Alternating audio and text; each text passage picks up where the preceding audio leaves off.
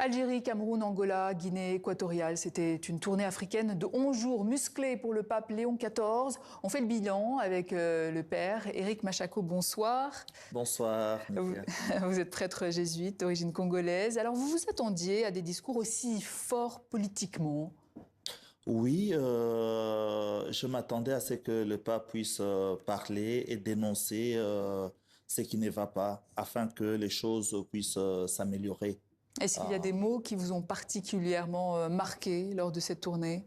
Lors de sa tournée, il a dénoncé la corruption, il a dénoncé les injustices, il a dénoncé les inégalités qui existent et il a dénoncé aussi, au fait, la fuite des cerveaux vers l'Occident, entre autres. Et il y a aussi cette question épineuse des ressources naturelles qui a été Ouais. abordée en Angola. C'est important, ça. Tout à fait, tout à fait. Il a abordé en Angola, il a abordé aussi au Cameroun et même en Guinée équatoriale, il en a parlé.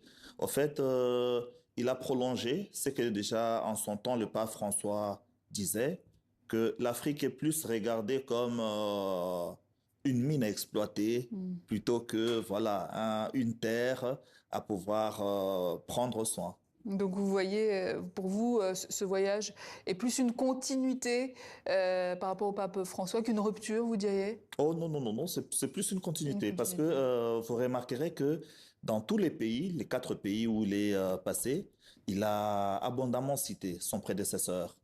Une manière pour lui de pouvoir signifier qu'il marche sur les pas de son prédécesseur, mais en même temps aussi, il a eu aussi à s'affirmer aussi, à marquer une note personnelle, puisque Laquelle? Qu'est-ce qui le vous différencie remarquerez du pape François, par exemple? par rapport au pape François, au fait, le pape Léon XIV a fait l'effort de parler dans les différentes langues, puisqu'au fait, il a visité les 4 Afriques qui existent sur le plan linguistique.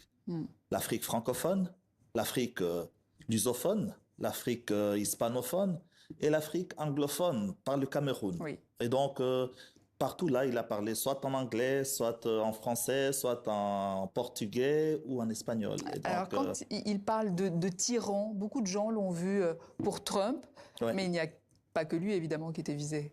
Ben, en Afrique, lui-même, il a eu à dire que ses discours étaient longtemps préparés à l'avance. Et donc, en Afrique, il ne parlait pas de Trump.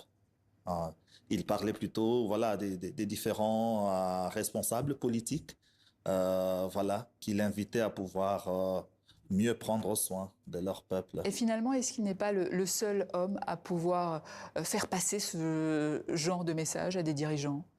Non, pas le seul. Il n'est pas le seul homme.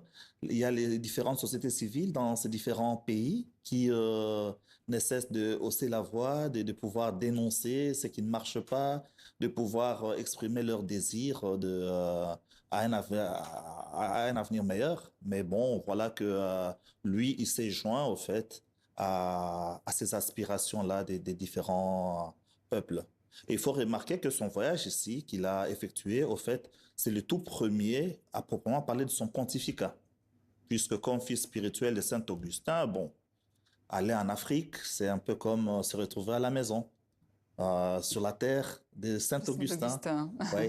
Et vous remarquerez que dans ses prises de parole, il a au fait dressé comme le projet de son pontificat, où il a dénoncé, il a appelé à plus de justice sociale, il a appelé à pouvoir promouvoir la paix, la réconciliation, et il a appelé à pouvoir respecter la dignité des personnes et des peuples dans leur spécificité, avoir de la considération pour tout cela. Et donc, voilà que l'occasion s'est présentée à lui pour pouvoir effectuer sa première tournée. Et est-ce que l'objectif n'était pas aussi de séduire les chrétiens du continent face à la tentation évangéliste?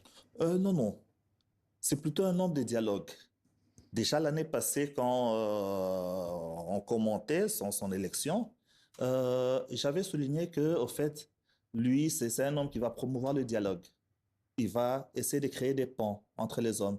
Et vous verrez que dans les différents pays où il est passé, en commençant par l'Algérie déjà, sa visite à la grande mosquée d'Alger a été un signe de rapprochement. Et partout, en Angola, tout comme au Cameroun et tout, il a été accueilli pas seulement par des catholiques, mais aussi par d'autres chefs religieux qui Donc pas s'étaient d'opération joints. reconquête. Non, non, non, non, non, non. Père Pas du Éric tout. Machako, merci Je vous en pour prie. votre analyse. Je vous en prie.